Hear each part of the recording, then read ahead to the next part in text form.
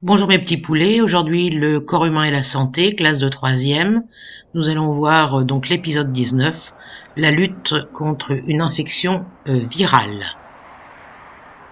Avant de voir donc l'infection virale, je vous recommande de revisionner le bilan en vidéo de tout ce que nous avons vu depuis le travail sur l'immunité, donc sur cette vidéo que je vous ai postée, qui s'appelle bilan en vidéo de tout ce que nous avons vu avant donc cet épisode 19.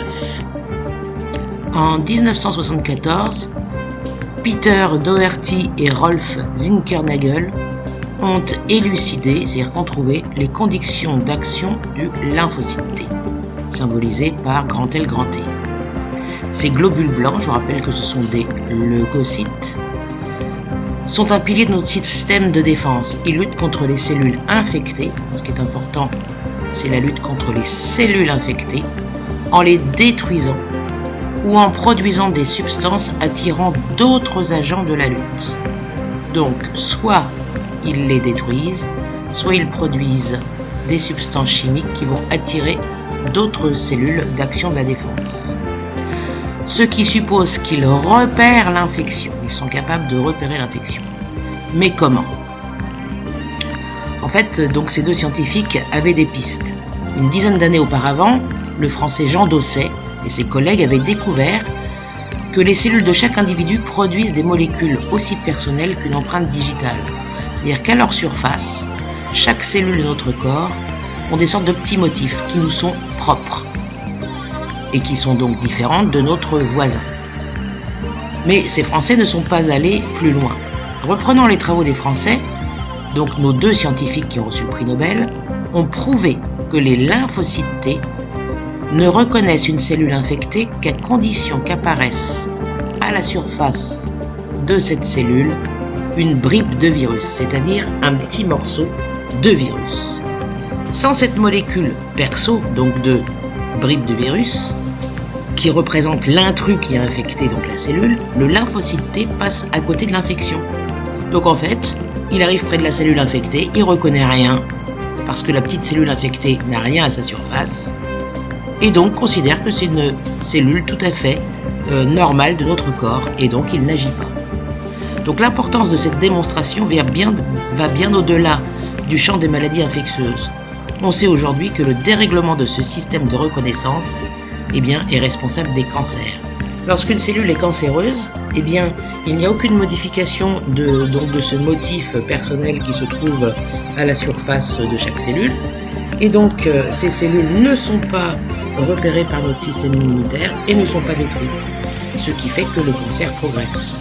Donc, au cours de cette présentation que je vais vous faire, vous allez progressivement prendre des notes, de manière qu'à la fin donc de cette prise de notes, vous puissiez faire un schéma bilan depuis l'infection par le virus jusqu'à la guérison.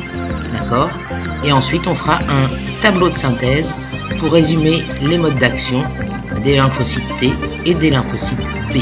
Comme d'habitude, donc les éléments essentiels pour que vous puissiez réussir à faire votre schéma bilan. Donc, vous regarderez dans la rubrique cours donc de ce Padlet pour télécharger cette page. Ce n'est pas la peine d'imprimer. Alors, qu'est-ce que le baiser de la mort, c'est-à-dire le baiser du lymphocyte T sur la cellule infectée?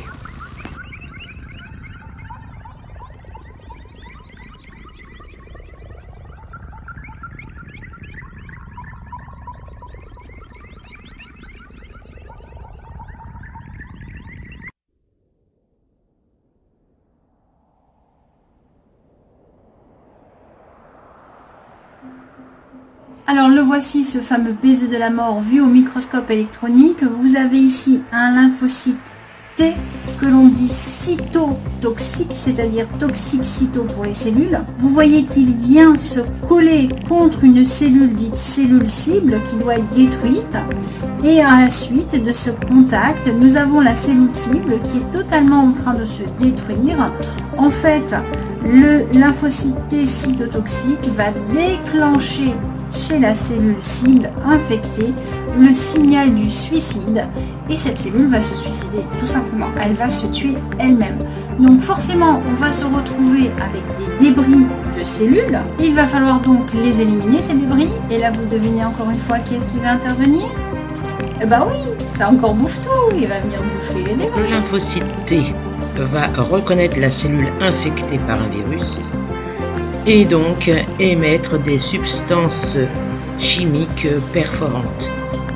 En même temps, il va donc s'activer et donc être à l'origine d'un certain nombre de lymphocytes T qui vont eux-mêmes entrer en division au niveau donc des ganglions lymphatiques. Les lymphocytes T donc dans les ganglions lymphatiques vont donc apprendre à reconnaître les cellules infectées par un virus, vont se multiplier, les ganglions vont gonfler, puis ensuite ils vont être libérés dans le sang pour qu'ils puissent aller donc dans les tissus reconnaître les cellules infectées de cette manière, puisque une cellule infectée a en fait à sa surface des petits éléments qui correspondent à des bribes du virus qui sont spécifiques à ce virus. Actuellement, les cellules des poumons au niveau des alvéoles pulmonaires sont infectées par le coronavirus, donc ont à leur surface des petits éléments de coronavirus qui vont pouvoir être reconnus par les lymphocytes T. Le lymphocyte T donc s'active, envoie donc à la fois des sécrétions pour détruire la cellule infectée, mais aussi va envoyer un message chimique au cerveau pour déclencher le travail au niveau de la moelle osseuse de fabrication des globules blancs. La chloroquine dont on vous parle actuellement, qui serait un moyen de lutter donc contre ce virus qui infecte nos cellules, en fait réagit donc pour limiter le messager chimique envoyé par le lymphocyte T au cerveau. Parce qu'en fait la machine s'emballe. Plus vous avez de lymphocytes T qui reconnaissent les cellules infectées, plus vous avez des sécrétions de substances pour détruire les cellules infectées, mais plus vous avez aussi ce fameux messager chimique qui monte au cerveau et qui va donc griller les cellules du cerveau. Donc ce que propose le médecin de Marseille, c'est donc une fois que la réaction initiale s'est mise en place pour détruire les cellules infectées dans notre poumon par le coronavirus, eh bien c'est de limiter cette action d'envoi de messages au cerveau pour que la moelle osseuse se mette à fabriquer des lymphocytes T. Trop de messages tue le message et donc le cerveau finit par entrer en surchauffe et on a donc des effets secondaires très importants dont les crises cardiaques, les arrêts respiratoires, etc. Donc la machine s'emballe et c'est pas bon du tout et on finit par mourir. Donc le lymphocyte donc va envoyer des substances perforatrices chimiques qui vont détruire la cellule infectée et puis évidemment il va rester des débris et donc ce sont les monsieur Bouffe-Tout, c'est-à-dire les phagocytes qui vont faire le nettoyage au niveau des tissus qui ont été donc endommagés. Donc pour résumer, le lymphocyte T en fait agit essentiellement si on est infecté par un virus ou bien par une bactérie qui est entrée dans nos cellules, ce qui est rare, mais c'est le cas des bacilles de Koch par exemple. Le lymphocyte T correspond à une lutte spécifique. Le lymphocyte va être adapté à un type de virus qui nous a infectés et pas un autre. Il va fabriquer une substance perforatrice pour tuer la cellule infectée par le virus en question. Et donc le dernier agent, à la fin donc de la défense, ça va être le phagocyte qui va donc manger, monsieur Bouffe-Tout va manger en fait les restes de cellules infectées. Donc on a 3 systèmes de défense. La première qui est immédiate, monsieur Bouffe-Tout qui intervient, qui va donc manger tout ce qui va arriver, qui n'est pas donc normal dans notre organisme. Donc c'est le phagocyte. Bon, très rapidement, le phagocyte va être dépassé. Donc, il va y avoir, dans le cas d'une infection virale, l'action des lymphocytes T. Voyons maintenant comment ça se passe. Donc, le virus passe donc, par exemple, nos barrières naturelles. On peut prendre le cas de la peau, on peut prendre le cas de nos muqueuses nasales, dans le cas du coronavirus, et donc notre organisme est contaminé. Le virus arrive dans nos poumons, et donc première chose qui se passe, vous allez avoir les phagocytes qui vont essayer d'intervenir, mais là, face à un virus, ils ne savent pas faire. Monsieur Bouvetou ne sait pas manger un virus directement. Donc en fait, les virus vont rentrer donc dans nos cellules, les cellules par exemple de nos poumons. Donc il va infecter les cellules de nos poumons.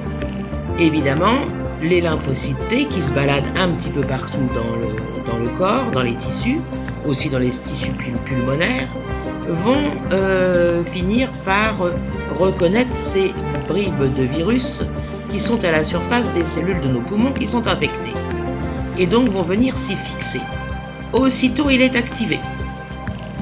Comme il est activé, le lymphocyte T va se multiplier.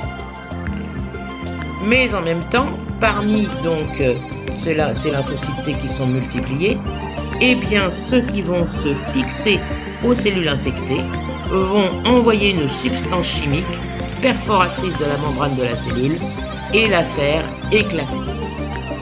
Ensuite, Monsieur Bouvetou va venir intervenir pour manger les restes des cellules. Le système immunitaire est donc constitué de cellules du sang coopérantes qui circulent dans l'organisme. Quand un lymphocyte T reconnaît les antigènes viraux portés par la cellule infectée, eh bien il va se multiplier. Une partie va devenir des lymphocytes T mémoire, une autre partie va aller dans les ganglions, et donc il va y avoir une multiplication aussi dans les ganglions, de manière à pouvoir lutter rapidement. Après le contact avec la cellule infectée, le lymphocyte T libère une substance qui perfore la membrane et détruit la cellule infectée. Les débris de la cellule sont ensuite phagocytés. La quantité de virus va diminuer assez rapidement donc dans le corps donc de l'individu. Et l'infection virale va s'arrêter, puisque moins vous allez avoir de virus, moins vous allez être malade. Donc vous voyez, là, les antibiotiques ne servent strictement à rien. Ce qui est à retenir maintenant, ce sont toujours les mêmes mots de vocabulaire: contamination, infection, phagocytose, phagocyte, ganglion, qu'est-ce qu'un sérum, qu'est-ce qu'un anticorps, qu'est-ce qu'un antigène, qu'est-ce qu'un lymphocyte T et qu'est-ce qu'un lymphocyte B. Donc les lymphocytes T sont responsables du baiser de la mort. Vous avez donc à apprendre le je retiens et le vocabulaire. Je vous laisse faire votre schéma bilan. Vous êtes capable maintenant de le faire très correctement. Si vous avez des difficultés, revoyez la vidéo. Au revoir et à la semaine prochaine.